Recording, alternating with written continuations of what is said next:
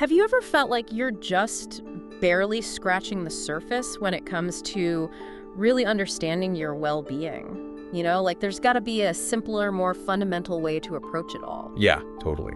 What if there was a core principle, something that's been right there under the surface this whole time, that could completely change how you think about your health? Right. Well, that's what we're diving into today. Exactly. Welcome to the Deep Dive.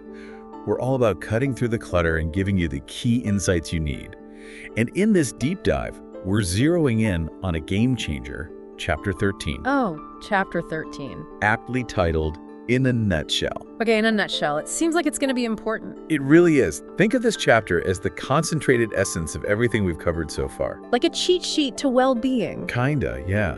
It's the distilled must-knows to really grasp how this whole approach to being well works. So in this deep dive, we're going to break down those core ideas, get to the heart of it all. Exactly. And to guide us through this super important chapter, we have our expert here. All right, expert, let's jump right into it. Chapter 13 starts off with this huge concept, a cosmic life. I gotta admit, when I first read that, I was a bit like, whoa, what? It sounds kind of far out there. I get that. We're not just talking about energy in the usual sense, are we? It's definitely not your typical energy drink kind of energy. Okay, good, because I was a little worried there. No, the chapter very specifically calls it a living substance. Living substance. It's described as the very foundation of everything that exists. Not just some force out there, but the inherent vitality that's in and through literally everything. Right, this living substance, it's everywhere. The chapter really emphasizes that it's in and through all things. Yeah. It's a pretty mind-blowing idea. I mean, how do we even begin to understand something that fundamental? Well, they use a helpful image in the chapter. Okay. Think of water vapor within ice. Okay, water vapor in ice. Got it. The ice is solid, a formed thing, right? Right. But it's still essentially water. The water vapor, that unformed state, is present within and throughout the ice. So it's like that hidden connection. Exactly. This living substance is like that underlying water. It's present in every single thing that has form, connecting it all at the most basic level. All right, the water vapor and ice analogy, that actually makes this idea of an underlying connection a lot more tangible. Right. And here's where things get really wild. This isn't just some passive stuff. It's described as something that thinks. It is. It's active. So it's not just matter, it's like conscious matter. In a way, yes. This living substance has the inherent quality of thought. And the chapter says it straight up.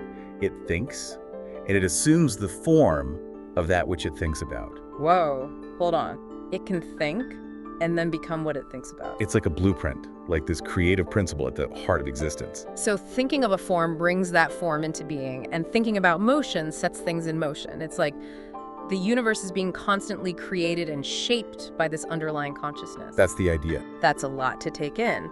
So if that's the big cosmic picture, where do we fit in as individuals? Right, right. Well, that's where the chapter introduces this concept of man as a thinking center. Man as a thinking center. Okay, lay that one on me. So basically, we are individual expressions, forms of this original substance. We're all part of it. Exactly. But the big difference is our ability to think for ourselves, to have original thoughts. Right. We're not just swept along in the current of the cosmic mind. We have our own thinking power. We have free will. Yes. And that power isn't just theoretical. It has a real impact on us. The chapter talks about this controlling or formative power of human thought within ourselves. So what we think directly affects our own health and well-being. 100%. Yeah. The chapter says that if you constantly dwell on thoughts of a certain condition, you actually create the perfect environment within you for that condition to manifest. They give the example of focusing on disease, the condition's emotions of it. So like the thought of a condition produces that condition. Yeah. Pretty direct cause and effect. So then if thinking about disease can have a real negative impact, then thinking only about perfect health. Oh, absolutely. That's where the real potential lies. Okay. By focusing your thoughts on being perfectly healthy, you're aligning with this principle of health that's within you. It's like this inherent drive towards well-being. It's already there, we just have to tap into it. Yeah, like a blueprint. Your thoughts become this powerful guiding force, supporting your body's natural inclination towards health. I like that, natural inclination. So it's not just about avoiding bad thoughts, but actively cultivating this vision of perfect health in our minds. You got it. The chapter really stresses the importance of forming this clear mental picture of what optimal health looks and feels like for you. Okay, a vision board for health, basically. Yeah, kind of. It's about actively picturing and feeling vibrant well-being, not just being not sick.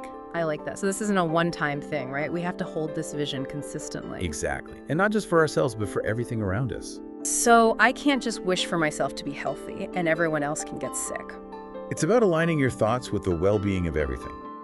The text says to think only about healthy conditions and normal functioning for yourself and others. Like we're all connected.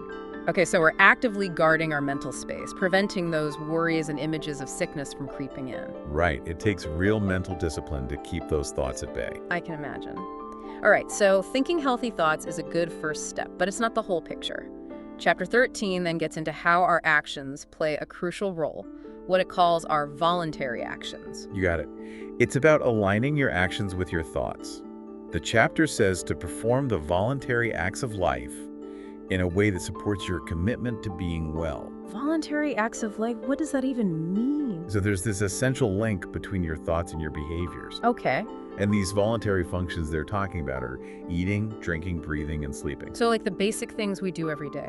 Exactly. The areas where we have conscious control over our physical selves. Got it. So healthy thoughts make it easier to do those things in a healthy way. Right. And doing those things in a healthy way reinforces your positive thinking. A positive feedback loop. Yeah, exactly. And the chapter's conclusion on this is pretty straightforward. Think about health. Do those basic things in a healthy way. Yeah, and you'll be healthy. Pretty much. It's presented almost like a law of nature. If your mind's focused on health and your actions back it up, the chapter says perfect health is the natural outcome. Okay, I like that. So let's really dig into one of these voluntary actions. Eating. Chapter 13 is super big on being guided by hunger. Oh yeah, that's key. So what's the main idea here? Well, it stresses the difference between actual physical hunger, your body needing food, and just appetite, which could be, habit, emotions, or just wanting something tasty. So not all hunger is created equal. Right, and they even talk about learned cravings too. Those can really throw you off. They can, and the chapter is very direct here. It says, never eat unless you feel an earned hunger. Earned hunger. That's a strong statement. Why so strict? Because, see, the chapter says true hunger usually isn't there right after you wake up, like after a good night's sleep. So those big breakfasts, many people swear by. They might not be based on real need. The chapter actually suggests that they're often driven by habit or just wanting to eat, not by your body actually needing fuel. Huh, so skipping breakfast might actually be okay. Well, they actually give a general guideline of noon for your first meal. Noon? That's a late breakfast. But, and this is important, only if you feel genuine hunger then, like really earned it. Yeah. They even say it's better to wait, even if you think you feel a pacing, just to be sure it's real hunger. So no more mindless munching in the morning. Exactly. The idea is eating when your body doesn't really need it can mess with your system. Overworking it, stressing it out. Right, whereas waiting till you're truly hungry doesn't do any harm. Your body knows what it's doing. That's actually reassuring to hear. Okay, so we're eating when our body tells us to. Now, what about what we should be eating? There's so much conflicting dietary advice out there. What's the take in chapter 13?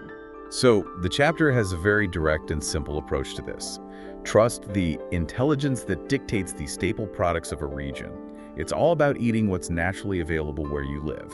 So, like, if you live by the sea, you eat more seafood. Yeah. And the advice is pretty strong here.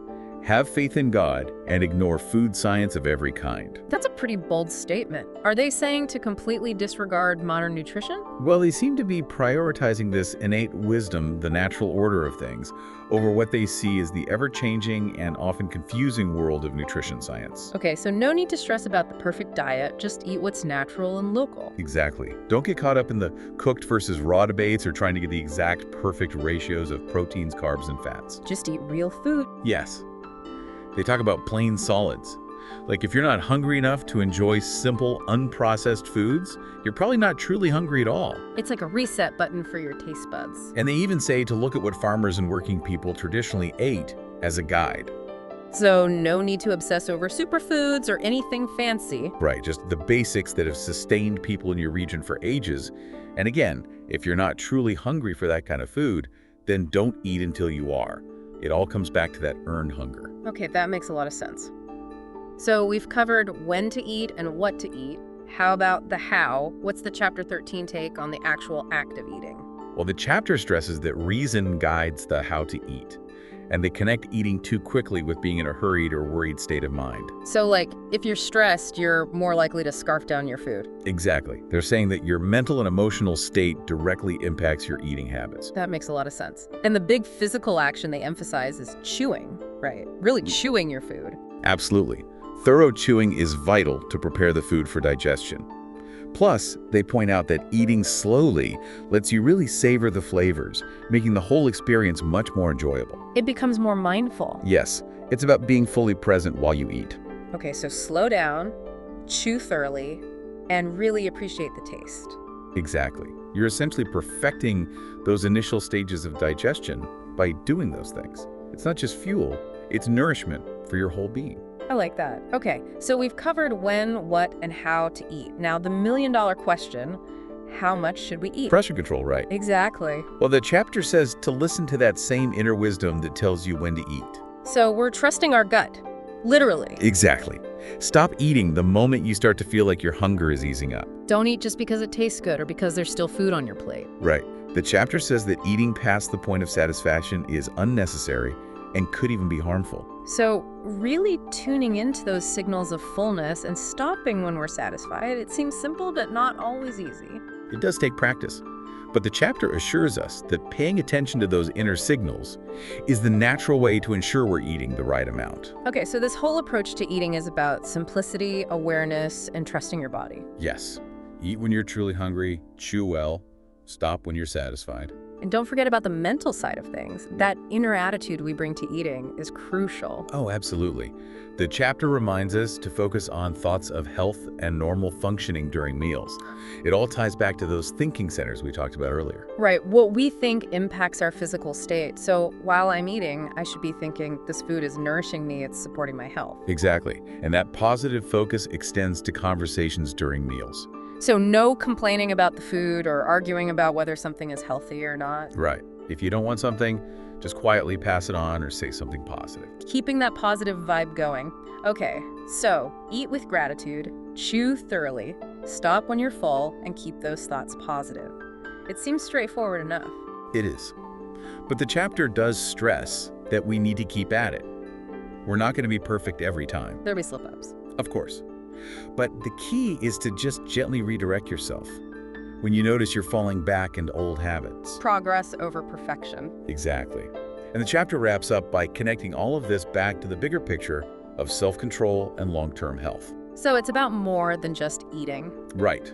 They say mastering our eating habits is a fundamental step towards being more self-directed in every aspect of life. So if I can control what I eat, I can control other areas of my life too. They're saying that if we can't even manage something as basic as how we nourish ourselves, it's going to be that much harder to master other areas. That's a good point. So this approach to eating is really a microcosm of how to approach every area of our well-being. Yes, it's all connected. They say these eating guidelines are in line with a truly holistic approach to health. And if we can consistently apply these principles along with the ones in the other chapters, perfect health is within reach. That's the promise. So, wrapping up our deep dive into chapter 13. It's all about interconnectedness, right? We have this fundamental life force, the amazing power of our thoughts to influence our reality. And the essential need to bring our actions, especially how we eat, into alignment with those natural principles. Guided by that true, earned hunger. Yes, and that's exactly what we've unpacked in this deep dive. Now you have a better understanding of how this chapter lays out the core principles of being well. It's all starting to come together. So thinking about all this, what's one small but meaningful change you feel inspired to make in your own routine today? Maybe it's becoming more aware of your hunger cues or trying to bring a more grateful and present mindset to your next meal. Great ideas. And remember, we only touched on eating, but this chapter also highlighted breathing and sleeping as key voluntary functions. Right, we'll definitely be diving into those in future deep dives. Absolutely. This chapter has given us a solid foundation for exploring all those other vital aspects of healthy living. They really have. The Deep Dive, simplifying the path to a well-informed you.